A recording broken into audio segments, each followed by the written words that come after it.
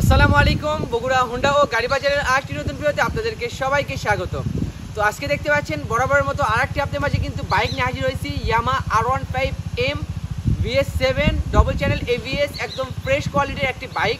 তো আজকের এই ভিডিওর মাধ্যমে এই বাইকটির কিন্তু কন্ডিশন দেখতে পারবেন এবং ভিডিওর লাস্টে কিন্তু সবসময় মতো বাইকটির দাম সম্পর্কে আপনারা ধারণা নিতে পারবেন। তো ভিডিওটি শুরু করার আগে আমাদের বগুড়া হোন্ডা ও গাড়ি বাজারের যারা এখনও সদস্য হন নাই তারা অবশ্যই আমাদের বগুড়া হোন্ডা ও গাড়ি বাজার ইউটিউব চ্যানেলটি সাবস্ক্রাইব করে দিবেন, কেননা ঈদের উপলক্ষে কিন্তু আপনাদের মাঝে কিন্তু নিয়মিত আপডেট এবং নতুন বরাবর বাইকগুলো নিয়ে হাজির হইতেছি। তো সমস্ত বাইকের আপডেট জানতে এবং বাইকগুলোর ভিডিও দেখতে অবশ্যই বগুড়া হোন্ডা ও গাড়ি বাজার চ্যানেলটি সাবস্ক্রাইব করে দিবেন।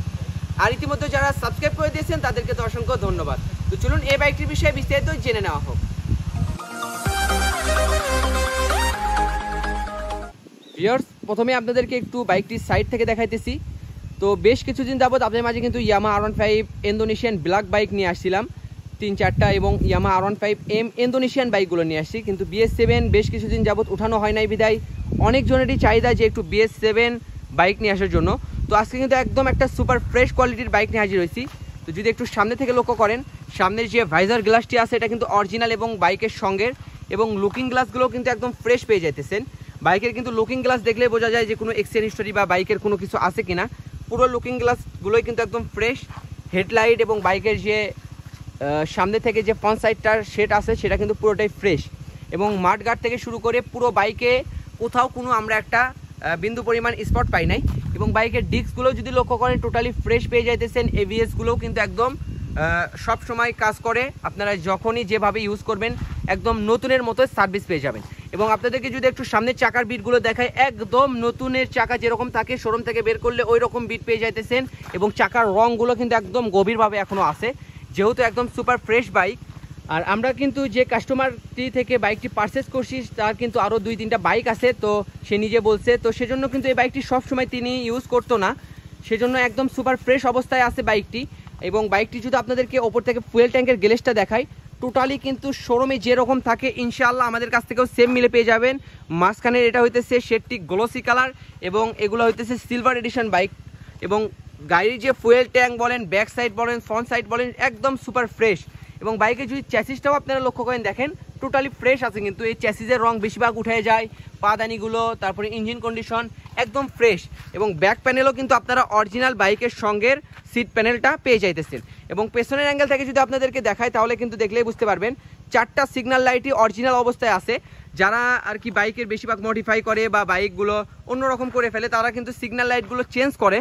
তো এগুলো কিন্তু BS7 এর যে LED সিগন্যালগুলো আছে এগুলোর কিন্তু অনেক রেট বেশি অরিজিনালের, কিন্তু 4টাই আপনারা অরিজিনাল বাইকের সঙ্গে সিগন্যাল পেয়ে যাইতেছেন। এবং বাইকটি কিন্তু ঢাকা মেট্রোর নাম্বার করা 30 serial, digital number plate, smart card ready আছে। একদম ফার্স্ট পার্টির বাইক, এনি টাইম নাম চেঞ্জ আপনাদেরকে করে দেওয়া যাইতেছে। আর যদি পেছনের অ্যাঙ্গেল থেকে পেছনের চাকার বিটগুলোও দেখায় তাহলে টোটালি ফ্রেশ পেয়ে যাচ্ছেন। দেখেন চাকার রং এখনও কিন্তু আছে, এবং পেছন থেকে এই সাইড থেকে দেখলেও বুঝতে পারবেন চাকার কন্ডিশন। পেছনের ডিস্ক এবং বাইকের রিংয়ের কালার বলেন, রিমের কালার, অথবা পেছনের যে এক্সস্ট আছে স্যালেন্সার পাইপের কালার, টোটালি একদম সুপার ফ্রেশ। ইঞ্জিন কন্ডিশনটাও কিন্তু এভাবে মিলে পেয়ে যাইতেছেন। আর আপনাদের জন্য আমি যেগুলো বাইক কালেকশন করি সবগুলো কিন্তু মোটামুটি আপনারা জানেন সুপার ফ্রেশ কন্ডিশনগুলো একটু আমরা কালেকশন করার চেষ্টা করি। তো এখন বরাবর আপনাদেরকে বাইকটির মিটার দেখাই দিব। তো মিটারটি চালু হইতেছে, তো তার আগে আপনারা একটু বাইকের হ্যান্ডেলবারগুলোও দেখে নেন। হ্যান্ডেলবারের যে কালারগুলো আছে একদম নতুন বাইকে যেরকম থাকে ওই রকমই কিন্তু মিলে পেয়ে যাইতেছেন। আর বাইকটি কিন্তু রান হয়েছে 3878 কিলোমিটার। তো 3878 কিলোমিটার অবস্থায় কিন্তু আমরা বাইকটি মিলে পাইছি।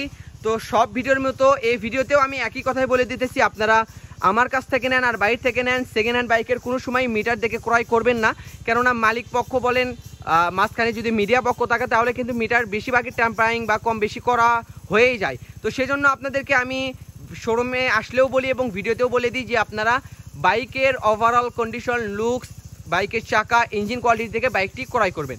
তো আশা করি বাইকটির বিষয়ে বিস্তারিত জেনে গেছেন। তো বাইকটি ঢাকা মেট্রোর নাম্বার করা 2023 সালের ম্যানুফ্যাকচার, এবং 24-এর শুরুর দিকে বাইকটি শোরুম থেকে পারচেস করা হয়েছে। আর এই বাইকটির আমরা বগুড়া হোন্ডা ও গাড়ি বাজার থেকে আস্কিং প্রাইস নির্ধারণ করেছি 5,15,000 টাকা।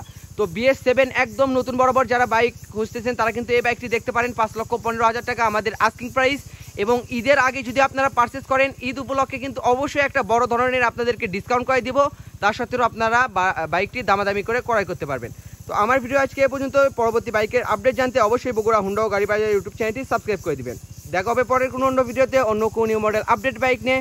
ততদিন পর্যন্ত ভালো থাকবেন, সুস্থ থাকবেন। আসসালামু আলাইকুম।